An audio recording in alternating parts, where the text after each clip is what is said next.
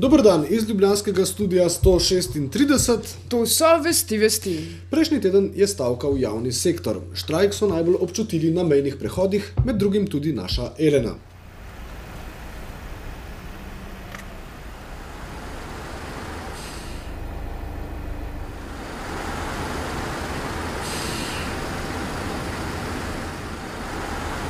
Trenutni zrak na mejnih prehodih se giblje svobodne, stavka je namreč zamrznjena. Posledično RTV-ovci spet snemajo notranjo politiko. To je opazil tudi JJ. Aha, je. Se vidi, da ni več stavke. Do 13. oktobra boste skušali obe strani najti skupen jezik. Šla bi probal s hrvaščino. Predlog vlade je, ko dosežemo gospodarsko rast 2,5%, bomo odpravili plačna nesorazmerja. Po hrvaško, gonite se v pičku mater. Volitve za lokalne šerife. Čas je za Desus. Ne, danes bomo mi prodajala buče. Prisluhnimo ljudem. Zares se predstavi se zares, a veš, kdo je to? Zares bova buče prodajala. Odločno za vse ljudi. Šiša, niso to teli, ko so hoteli biti reka. Pa so bile poplave, pa je bila cela štala. Zoki, dobro, Zoki poznamo. Kaj je to? SMS. Še več buč. Skratka, to nedeljo bodo nekateri vaški veljaki postali šerifi svojih krajev. To ne pomeni samo, da bodo lahko rihtali službe tetam in stricam, da bodo lahko spreminjali namembnosti zemljišč, prejemali podkupnine in šlatali tajnice, ampak da bodo vsaj na teoretični ravni vsi postali enaki Jankoviću, kar pa tudi ni. Kar tako. Kaj ne, Janša? Sem jaz prvič, odkar sodelujem v politiki, doživel, da je bilo ljudi strah pred temi lokalnimi volitvami.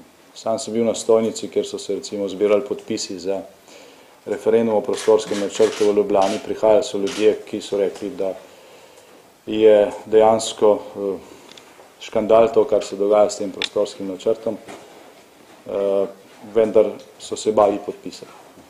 Rekli so, če to podpišem, gre to v nek računalnik, župan bo to slejko prej dobil in bomo čutili takšne ali drugačne posledice. To je nekaj, kar se ne bi smelo dogajati leta 2010. Kaj delaš? Iščem podpise, ko so v računalniku, veš, ki jih najde Janković. Aha. Izjavo polno hvale trenutnemu šerifu pa je izdal tudi Zbor za Ljubljano. Še posebej jih navdušuje skrb za kulturno dediščino. Polno hvale je bilo mišljeno sarkastično, da ne bi ljudje dejansko. Kaj mislili? Buča. Še jih imamo. Ful. Tudi Ministrstvo za okolje in prostor je po ustavi dolžno skrbeti za varstvo kulturne dediščine, pa tudi za varovanje načel pravne države. Ker je bilo slednje načelo pri izdaji obvezne razlage odlokov o prostorskih ureditvenih pogojih za območje urejeno v mestnem središču zlorabljeno, nanj upravni organ ne bi smel opreti gradbenega dovoljenja za gradnjo garaž pod Vodnikovim trgom. Vsaka gradnja pod površino pomeni poseg v dediščino, njeno poškodovanje in največkrat tudi uničenje.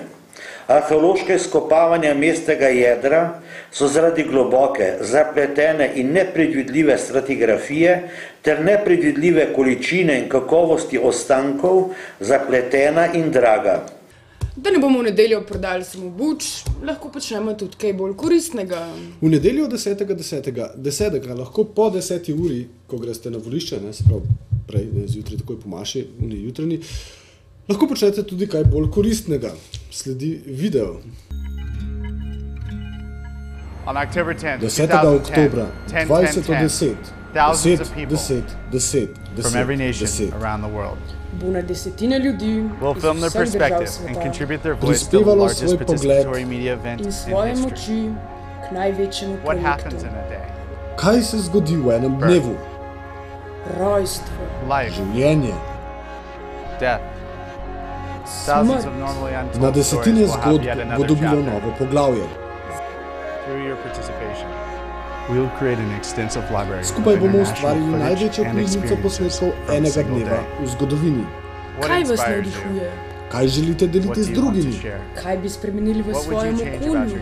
To je edinstvena priložnost, da poučite sebe in druge. In da ste del globalnega eksperimenta.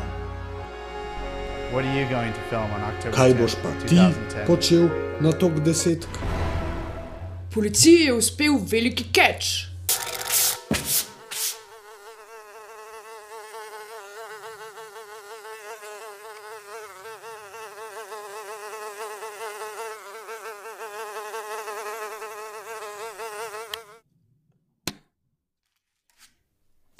V bližini Litije so zasegli hišo zgrajeno okoli velikega dizel agregata, ki je poganjal laboratorij za pridelavo skanka.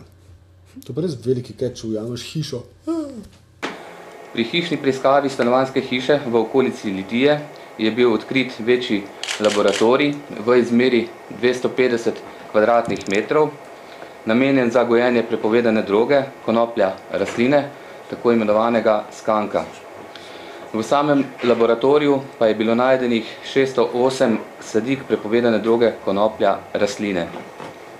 Osumljeni so zagotavljali idealne pogoje za gojenje rastlin. V prostoru so uporabili različne svetlobne naprave, saj rastline pri naravni svetlobi ne uspevajo tako hitro.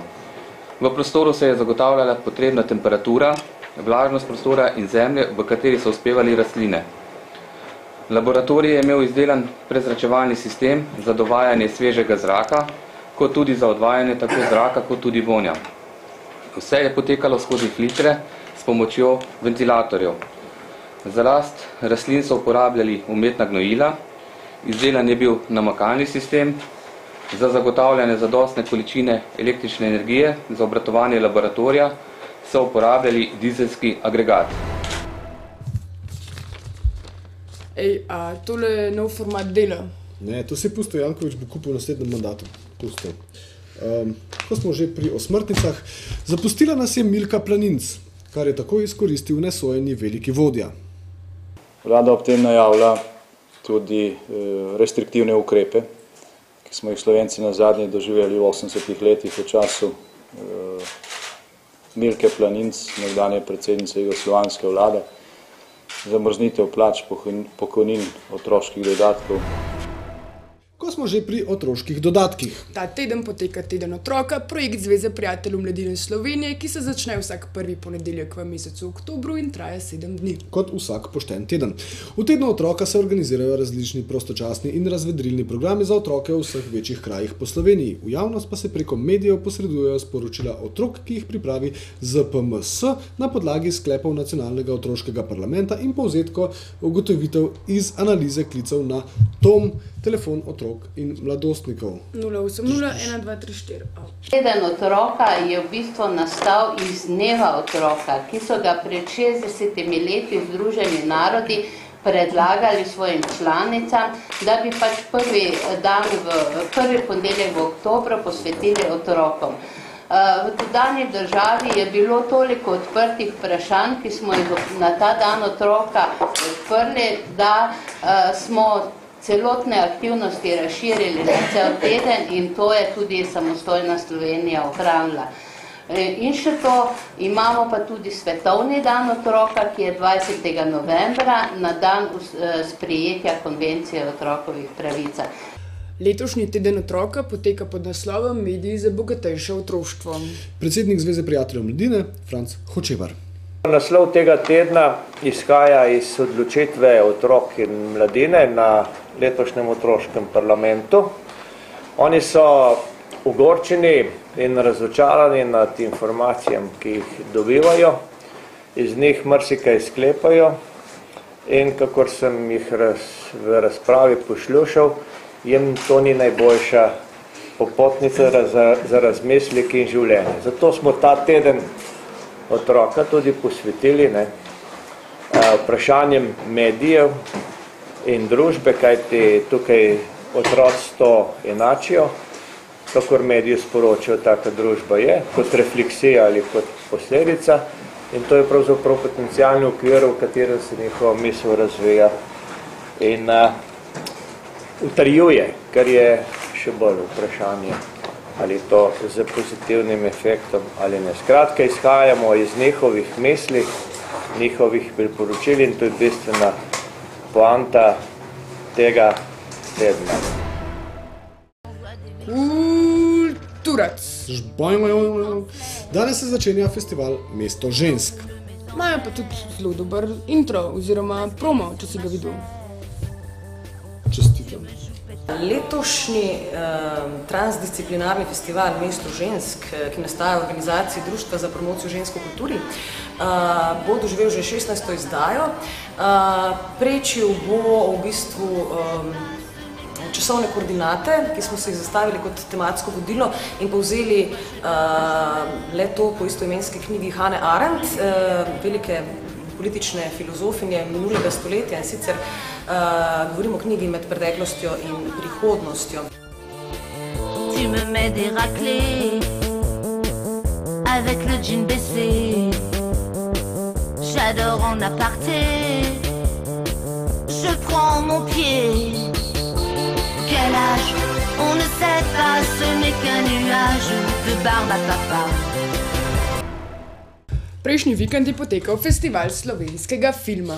V kategoriji dokumentarnih filmov je zmagal Majoš Amirja Muratoviča, v kategoriji pravih filmov pa je, velikih, pa je zmagal film Cirkus Fantasticus Janeza Burgerja, ki je poleg tega dobil še nagrado za najboljšo režijo, najboljšo glasbo, najboljši ton, najboljšo masko in najboljšo stransko vlogo. Goran Vojnović je prejel Vesno za najboljši scenarij filma Piran Pirano.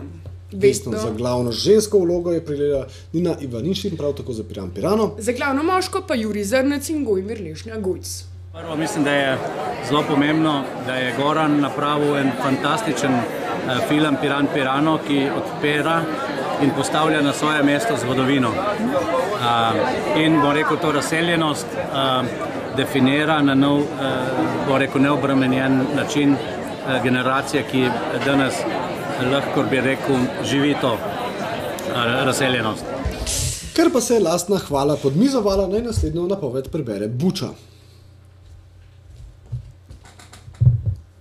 Pa ne ta Buča, ti si Nina Bučuk Buča, ne se hecati. Ne bi tu sindikat reš. Ne ti imajo Hrvaško. V glavnem, v tekmovalni program dokumentarnih filmov se je uvrstil tudi film v produkciji Vesti z naslovom Elena. No, zdaj pa Bratuš, ti povej malo več, kaj si bil tam. Ti, Bratuš, ja? V resnici je to bilo eno najboljših sodelovanj zelo različnih ljudi. Zaradi tega, ker tukaj si ni noben od štirih toliko podoben, da bi lahko rekel, da se neke stvari prekriva. Ampak Elena ima svoje vrline, Jan ima svoje vrline, jaz imam svoje, Katja ima svoje in v bistvu dejansko smo pa vsi težili k temu, da bi naredili čim pač optimalno dober izdelek in se mi zdi, da to nam je nekako uspelo. Kljub temu, da smo se prepričevali en drugega, kaj je v resnici dober. In še vreme. Pust vreme. Našli smo Jureta Godlerja. Jure Godler se nahaja v Los Angelesu, kjer prodaja buče o Lady Gaga.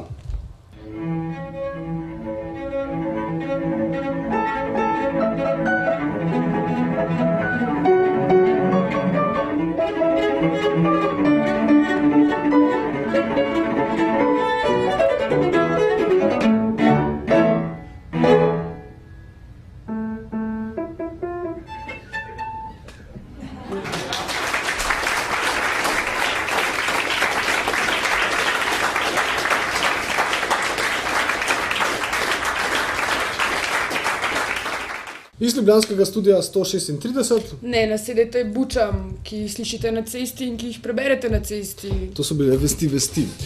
Plačujte davke, pojdite na volišča, zelo pomembno, 10.10. Preden posnamete posnetek za unga strica, ki bi rad imel posnetek.